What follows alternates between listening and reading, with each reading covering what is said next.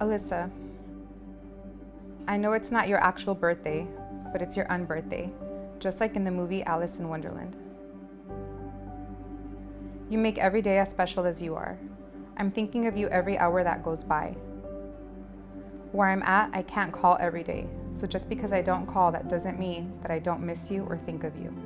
It's hard for me to use the phone here because they don't give us much time. I love you so much and miss you more than you can ever imagine. Love always, Mommy.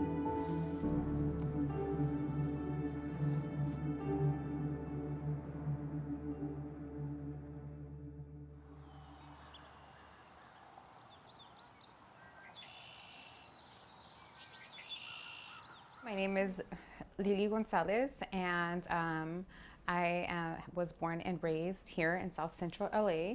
I live in the community of Florence Firestone. I really enjoyed growing up here. I enjoyed taking the train, and when it was raining and I forgot my umbrella, to see somebody selling umbrellas, or when it was hot and taking the train and seeing somebody selling raspados. I did understand that my community looked differently than others, but I really enjoyed it.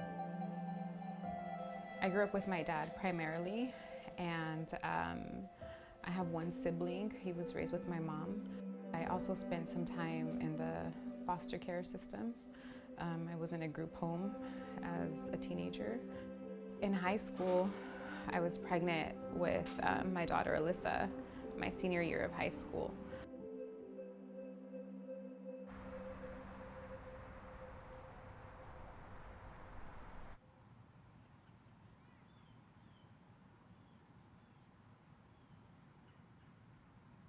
I was arrested 2 days after my daughter's 8th birthday.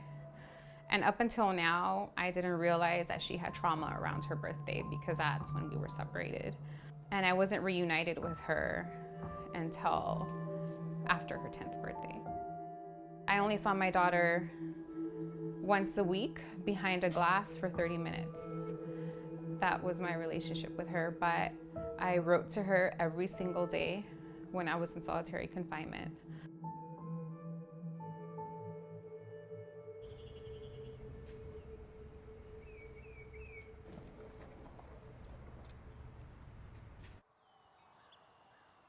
So I met Lily when I got to county jail. I was gonna go take a little shower, and like everyone's locked in. You're by yourself, roaming around in solitary confinement. And then I'm just looking at the doors, just trying to see who looks normal.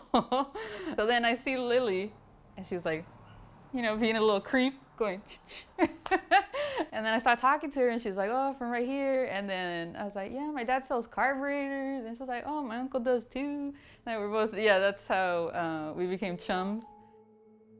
When I was younger, my dad was very abusive to my mom. He physically beat her pretty much every day. We lived welfare, majority, I worked and I helped out my mom to pay for bills. But we always stayed in like a 1-bedroom apartment, and it was like 4 girls in 1 bed.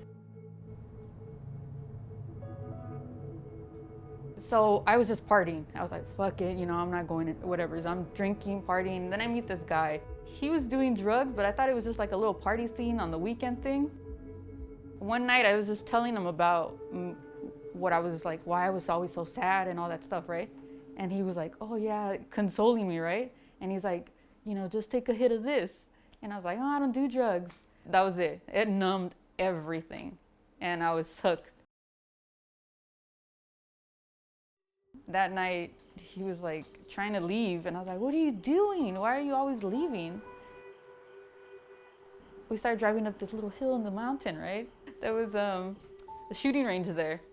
And he was like, I'm going to go break into the shooting range and steal guns. So I didn't want to call anyone. I didn't know what to do. There was no reception, only 911. And so I went along for the ride, and then I got 6 years for it.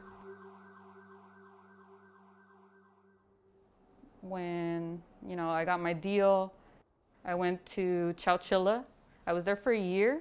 Yeah, you would just see people fighting over drugs, fighting over girlfriends, fighting over police officers. And then if you say something, then they're going to come after you, if you wanted something, you had to do something, I learned how to be a better criminal in there than I ever was out here. I wasn't, but you know, like.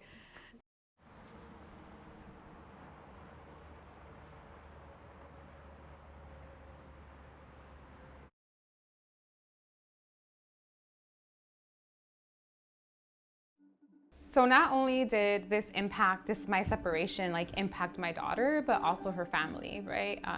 She was taken care of by her grandmother. And my daughter, she told me, she's like, Mom, do you think that I didn't want to be like other kids on the weekends and go to the park and kick a ball? She's like, but I had to get up super early in the morning every Saturday to go visit Dad, and get up super early in the morning every Sunday to go visit you and be there for hours. And she was 8 years old. So it's just so she can talk to me through a glass for 2 15-minute intervals, right? And she would see me in an orange jumpsuit, and I'd get handcuffed to and from the booth and hope that the phone would work so that I can talk to her.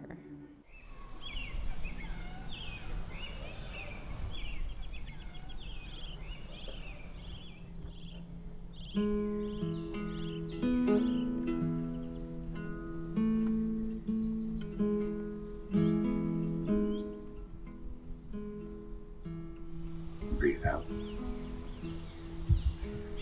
As it hits your chest, know that it's love filling up your chest and your heart.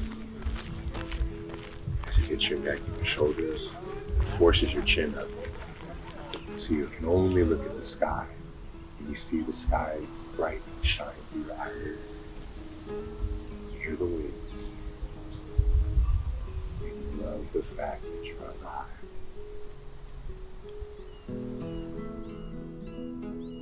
I'm so grateful that everybody's able to be here today. I know some of us traveled a little further than others, but to be in community again means a lot to me after this last year. So this is a real special moment. Thankful for everybody that's here today. Yeah, I'm just super grateful. I haven't seen Alpha in quite a while. You always make me want to cry. She's Good up to to you. you, It's what man. she does, man. She Good humbles to you. This is really special for me because this is my first time, like, share with Amanda and them off of parole and probation. Kid, so it's I'm grateful. Been with IGP since 2017, helped launch the program at Avalon State Prison, also helped the installation at the CCWF with the women's prison, worked at the virtually OH closed. Life is a lot greener out here than it is in there. I like what I heard so far, but I've been with IGP since its inception at Solano. I believe it was 2014 or 2012, one of them, I can't remember. But I was there until I paroled in 2016 after 36 years and 4 months. And been off parole for almost 2 years and a quarter. And loving life. I'm loving life. I paroled Monday. Gunner and Robert Ortiz picked me up, as well as Nadia. We went out and had breakfast. It was great. I'm grateful to you guys for even being here. This is really special. And I gave hope to other people inside, because I let it be known that who was coming to pick me up and what I was going to do when I got out. My cellie that I had, he's doing 40 years of life. So, you know, for him to see me come home and, you know, be driving my own car and come hooked up with you guys is really special. Thank you.